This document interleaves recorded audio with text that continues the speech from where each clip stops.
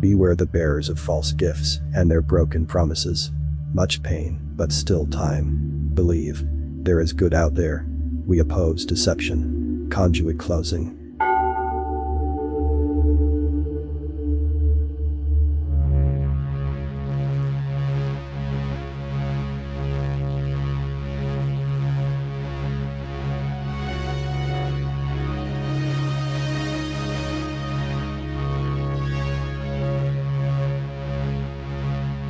From Chief of Operations to all governments, militaries and citizens of Earth.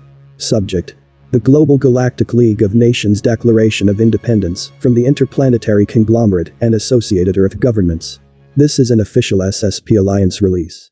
To combat counterintelligence campaigns, we are releasing a series of briefings straight from our highest-ranking officers without intermediaries. We strongly recommend that you disregard information that is not coming directly from us. The disclosures we have brought forward have been compromised. Fake secret space program veterans, super soldier imposters, and ET contactees have released considerable misinformation. To keep humanity from fighting for freedom, with a false sense of security, they are peddling the narrative that the Mars colonies, Moon, and Antarctica bases have been liberated from the gray alien and reptilian forces. We described the Dark Fleet and its operations with the Draco reptilians in our last briefing. Next, we will discuss the Global Galactic League of Nations, GGLN, Declaration of Independence from the Interplanetary Conglomerate, ICC, and Associated Earth Governments. The GGLN, first mentioned by Goode in August 2015, is a NATO-like program consisting of representatives from most countries on Earth. Its actual name is withheld for operational security. After the Apollo missions to the Moon, the US government's team of scientists and politicians approached every nation with geological proof about the upcoming cyclical solar event that would destroy our civilization and cause the extinction of the human race.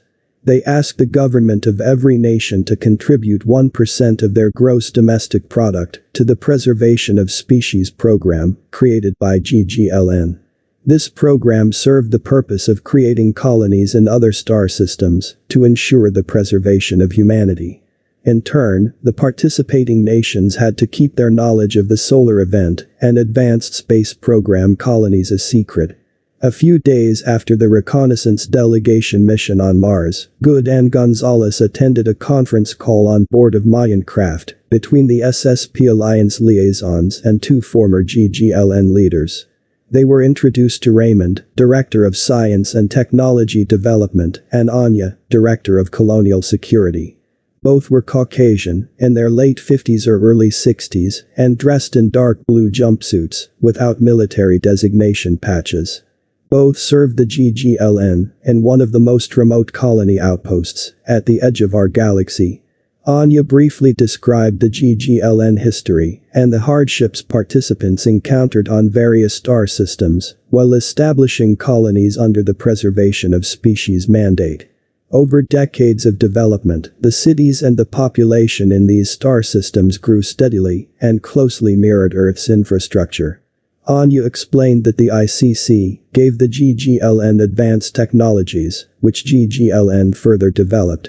They were on the verge of breakthroughs that would have brought humans to the same level of technological development as some of the most advanced extraterrestrial civilizations in our galaxy. The GGLN science and technology groups reported their breakthroughs to their home nations through the ICC communications network. At one point, one of the ICC leaders introduced them to a new group of extraterrestrials who would assist in the final development of these exciting new technologies.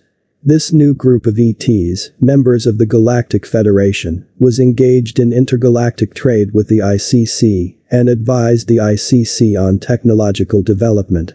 They also served as liaisons during diplomatic introductions and facilitated hundreds of civilizations entering into ICC trade deals. Anya stated that, when the first delegation with 28 members of this galactic federation arrived, the inhabitants of Anya's remote colony were excited and greeted them with a festival. There were 18 females and 10 males, who appeared to be under 35 or 40 years of age. The colony's leaders gave them a building complex for housing and workspace. The GGLN worked with these Galactic Federation members to develop advanced technologies. Anya said that this Federation group immediately discouraged the GGLN from further developing technologies by offering their civilizations already developed technologies. The Federation scientists began to share knowledge of utilizing artificial intelligence, a subspace communication system, and technological implants in their bodies to conquer disease and aging. Their technologies allowed them to be constantly connected and work in a virtual reality where their minds work together. This way, they were able to develop technologies at an incredible rate, making thousand-year leaps in technology and advancing their civilization rapidly in a short time. The GGLN began to develop, test, and implement the Federation's technologies.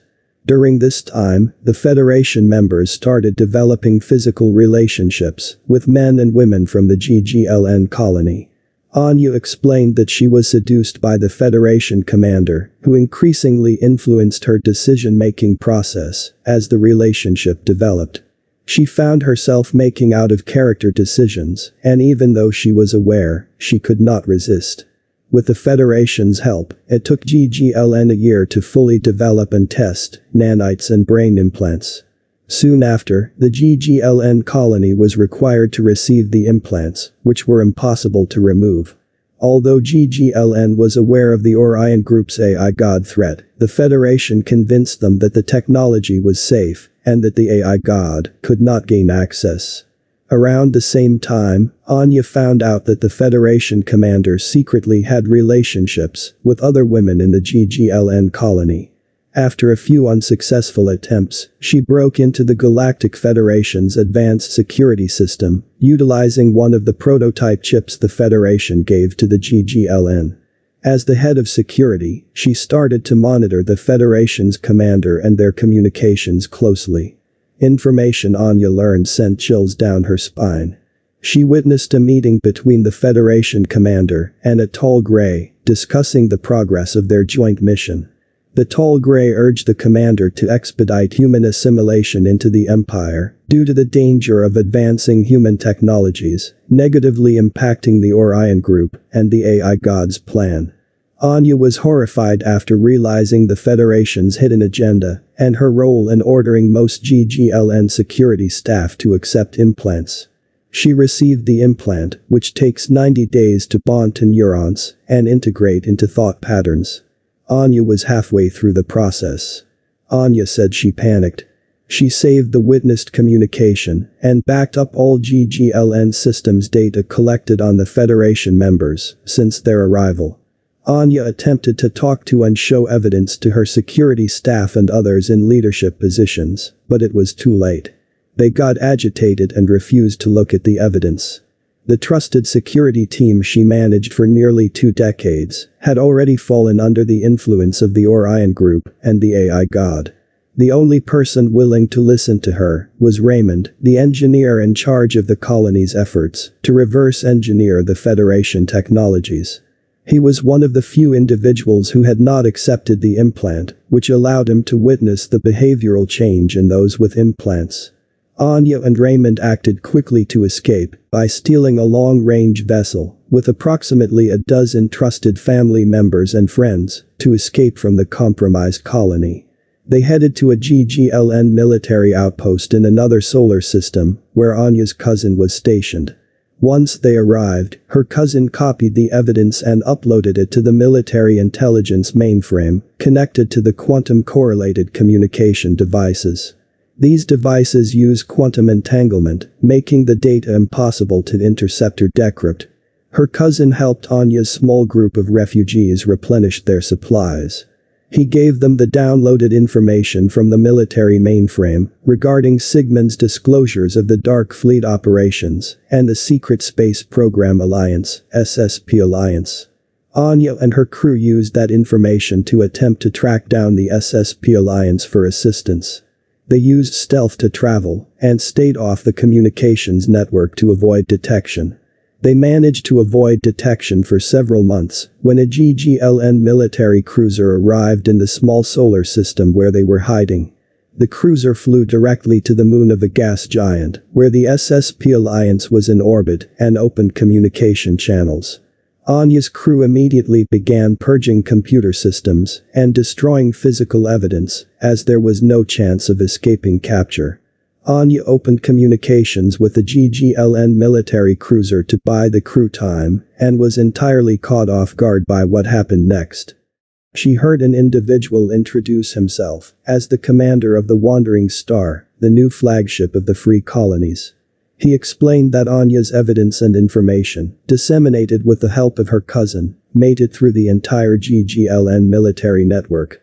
The GGLN military determined that dozens of colonies were under the control of the Orion group through their Federation allies. Once they saw the evidence, the GGLN colonies, which were not compromised, became enraged. They called for the expulsion of the Federation allies and returned to developing the ICC breakthrough technologies. The compromised colonies refused, so the GGLN military contacted the ICC for assistance. The ICC ordered the GGLN military to stand down and continue developing the implant technologies and be prepared to accept the implant technology as soon as it was ready for mass deployment. The ICC ordered the GGLN military to enforce the implant mandate on all GGLN participants. When the GGLN military brought these orders to the colony leaders, 93 of them came together and declared independence from the ICC and all Earth governments. The GGLN military then pledged allegiance to the new governments of these colonies and was sent out to look for Anya's group and contact the SSP Alliance. Once we heard about the GGLN program's complete collapse, they made contact with us, the SSP Alliance Council. Immediately after, a team of Mayans boarded the Wandering Star and helped the GGLN military develop a method of removing the implants without the procedure being fatal. On the way back to one of the colonies, while on board the Wandering Star, the SSP Alliance informed the GGLN military of an official agreement with Free Colonies to defeat the Orion Group and AI agenda. The SSP Alliance also brought them the news of the upcoming Super Federation trials and the new Guardians and Zulu, placing the ICC and Super Federation on notice. By this point, the GGLN military had already engaged several times in firefights, with Reptilian and Dark Fleet vessels harassing other planets. The GGLN had no prior knowledge of the Guardians or beings, genetically almost identical to humans, inhabiting our local star cluster. At the end of this briefing, the Free Colonies offered the SSP Alliance their assets to help free their homeworld, a prison planet called Earth. The GGLN decided to send support to our solar system with help from Zulu. The Zulu leadership, consisting of over 100 elder women, first met the GGLN assets on the Zulu planet.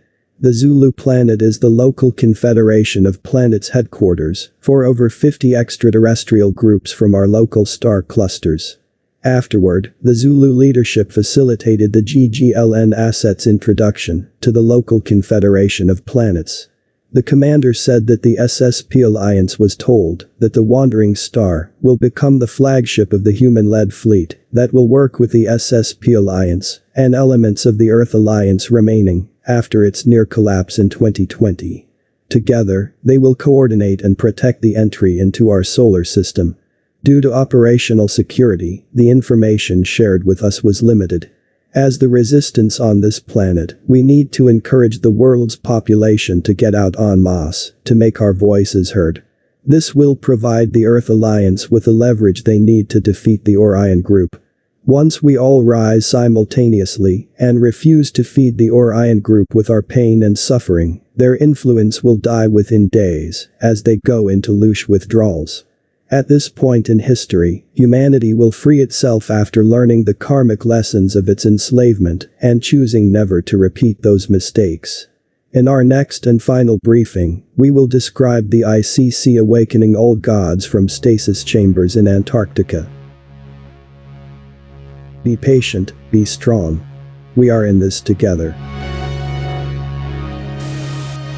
This is Corey Goode, and this has been an official Secret Space Program Alliance update.